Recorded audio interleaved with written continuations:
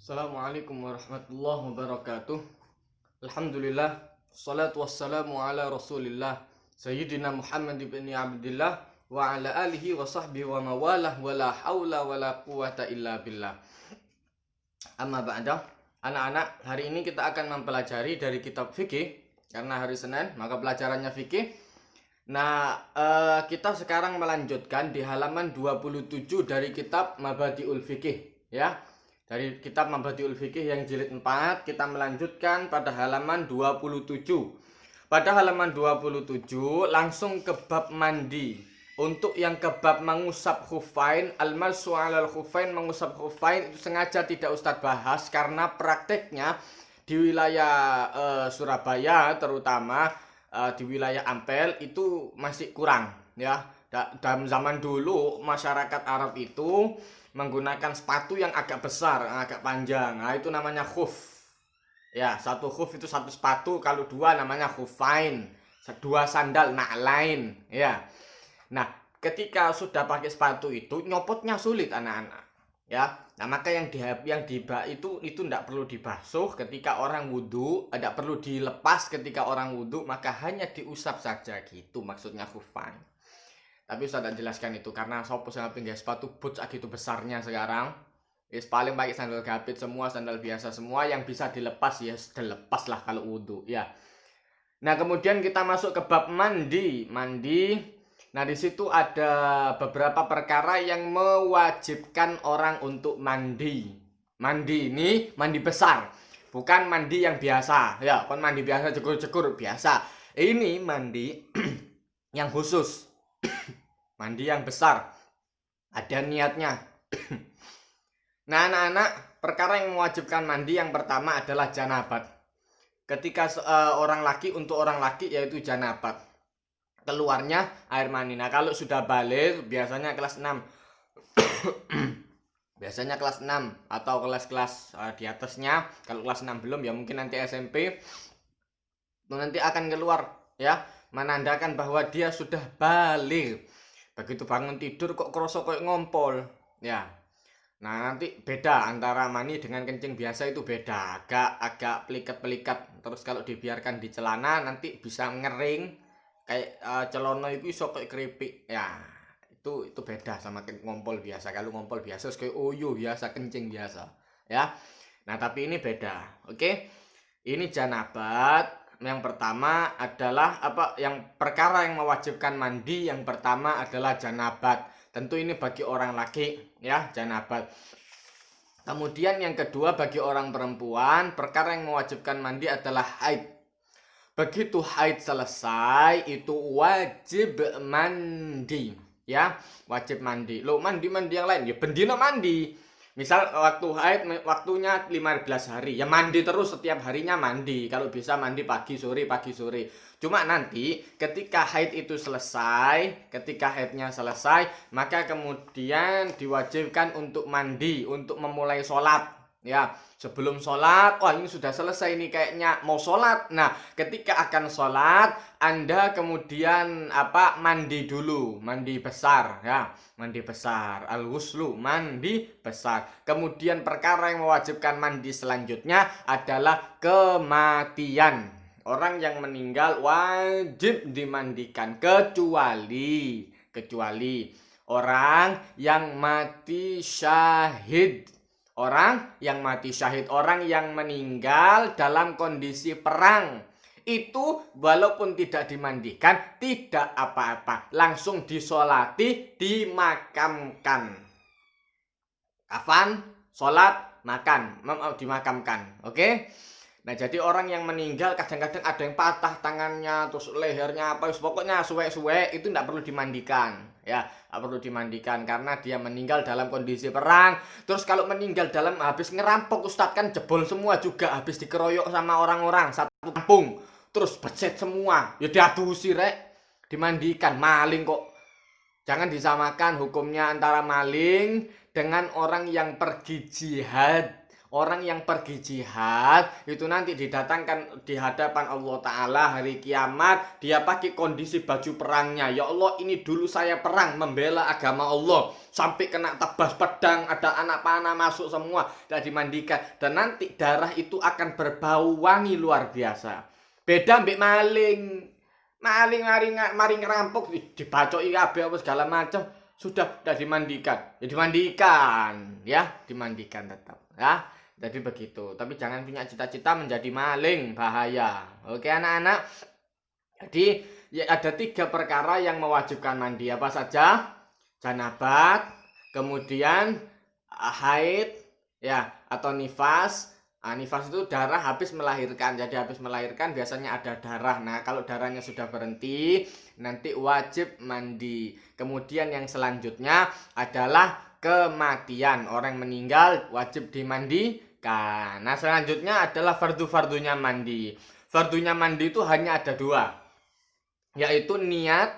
Ya, niatnya bagaimana? Nawaitul ghusla sama kayak nawaitul wudu'a. Bedanya ini nawaitul ghusla. Nawaitul ghusla li raf'il hadatsil akbar. Fardhan lillahi ta'ala. Kalau wudu, nawaitul wudu'a li raf'il hadatsil asghari fardhan lillahi ta'ala. Kalau mandi, nawaitul ghusla li raf'il hadatsil akbari fardhan lillahi ta'ala. Itu dibaca di luar kamar mandi, bukan di dalam kamar mandi. Dek ngarep jedeng wis udoh nawaitul ghusla, ngawur. Di luar kamar mandi bacanya ya. Niat, kemudian meratakan air ke seluruh tubuh. Duduk mlebu nang kene jeglur, ndak. Airnya disiramkan pelan-pelan ya. Nanti ada caranya, ada sunah-sunahnya, ada teorinya ya.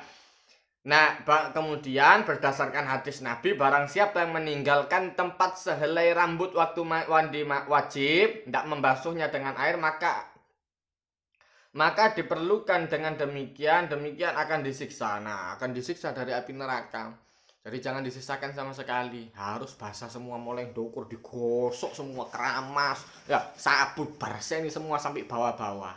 Ya, paham ya, anak-anak? Nah, itu aja yang menjadi fardunya niat, kemudian meratakan air ke seluruh tubuh. Sampai kumur, gosok gigi sembarang, semuanya ya. Kemudian beberapa sunnahnya. Sunnahnya mandi antara lain membaca bismillah. Ya, otomatis sebelum masuk kamar mandi. Bismillah. Kemudian niat nawaitul ghusla li raf'il hadatsil akbari fardhan lillahi ta'ala. Masuk kamar mandi pakai kaki kiri, keluarnya pakai kaki kanan. Masuk kaki kiri dulu, keluar kaki kanan dulu. Siap? Nah, kemudian setelah itu ketika membasuh, ya kan, membasuh kedua tangan terlebih dahulu sebelum memasukkan ke dalam air. Jadi ambil cintung, basuh tangan jeres. Ya, jadi langsung cegur nong ini tangan. Kenapa? Anda tidak tahu tangan itu lari kemana waktu tidur. BBE waktu mari turu terus garuk-garuk. Ya. Ati kena iler ini seret terus masuk ke bak kamar mandi, kotor kabeh bake, ngawur ya. Nah, maka tangan itu harus dibasuh dulu. Sama kayak orang wudhu membasuh tangan terlebih dahulu sunnahnya ya. Jadi seperti itu anak-anak. Habis membasuh kedua tangan kemudian wudhu. Ya, sebelum mandi wudhu dulu, wudhu sampai selesai, sampai kaki sudah selesai, kemudian menggosok seluruh tubuh. Menggosok tubuh sampai rambut-rambut semuanya, mulai ndukur, mulai rambut kepala sampai rambut kaki semua digosok, dibersihkan sampai jari jemari kaki gosok kabeh ya. Terus kemudian setelah itu mendahulukan anggota bagian kanan kemudian bagian kiri. Yang kanan dulu seret ya. Kemudian menuangkan air di atas kepala, mengakhirkan di atas kedua kaki. Jadi begini anak-anak ya. Kalau mulai dari awal, ini kalau sunnah sama fardunya digabung semua. Caranya bagaimana Ustadz? Mulai dari masuk kamar mandi. Begitu mau masuk kamar mandi, ya, kemudian niat. nawaitul ghusla li raf'il hadatsil akbari fardhan lillahi ta'ala. Bismillahirrahmanirrahim. Masuk kamar mandi, kunci, ojo sampai dak dikunci kok ono wong mlebu. Dikunci, kemudian selesai dibuka, kemudian ambil air membasuh tangan. Ya. Setelah membasuh tangan, kemudian disiram wudhu. Setelah basuh tangan, wudhu sampai selesai. Begitu sudah selesai wudhu, baru anggota yang sebelah kanan, bior. Kemudian kiri, kemudian tengah dari atas sampai bawah, terus. Ya, jadi begitu. Kanan, kiri, baru atas semua. Baru sabunan kabeh. Baru sabunan sampai selesai semua sabunan, ya, sampai bawah. Begitu sudah selesai, nanti diakhiri dengan wudhu lagi. Ya, sudah selesai saat mandi, gosok gigi sampai keramas-keramas semua, terus kemudian wudhu lagi. Kalau pagi ya sholat subuh. Kalau subuh masih sholat subuh. Kalau misal bangun habis subuh terus tidur lagi Ustadz, terus kemudian mimpi gitu, ya habis mandi kemudian sholat duha. Ya anak-anak ya, jadi begitu. Oke, sunnahnya mendahulukan yang bagian kanan, kemudian bagian kiri, kemudian bagian atas, baru semuanya wis jegur ya. Jangan mubadir, jangan membuang-buang air terlalu banyak. Jebior. Diratakan, biar digosok rata gitu loh. Tidak kemudian buat banyu saken-akene ya. Dilarang, jangan terbiasa membuang air terlalu banyak. Mubadir itu temannya setan. Oke? Nah, sekarang itu yang Ustadz tadi bilang. Sekarang tugasnya adalah mengerjakan soal. Karena kemarin sudah mencatat, sekarang mengerjakan soal. Pertanyaan yang pertama, sebutkan perkara yang mewajibkan mandi, nomor 1. Kemudian nomor 2, sudah. Nah, kemudian pertanyaan nomor 2, orang yang meninggal dalam keadaan mati syahid, apakah wajib dimandikan? Itu tadi Ustadz sudah jelaskan. Orang yang meninggal dalam keadaan mati syahid, apakah wajib dimandikan? Jelaskan. Kemudian pertanyaan nomor 3, sebutkan fardunya mandi. Nomor 3. Sudah. Kemudian tuliskan nomor 4, tuliskan niatnya mandi. Tuliskan niatnya mandi. Kemudian nomor 5, sebutkan tata cara. Ini Ustadz sudah jelaskan tadi. Sebutkan tata cara mandi dari mulai awal sampai akhir. Mulai dari masuk kamar mandi sampai selesai keluar. Ya. Oke anak-anak, sudah itu 5 soal yang dikerjakan hari ini ya. Assalamualaikum warahmatullahi wabarakatuh.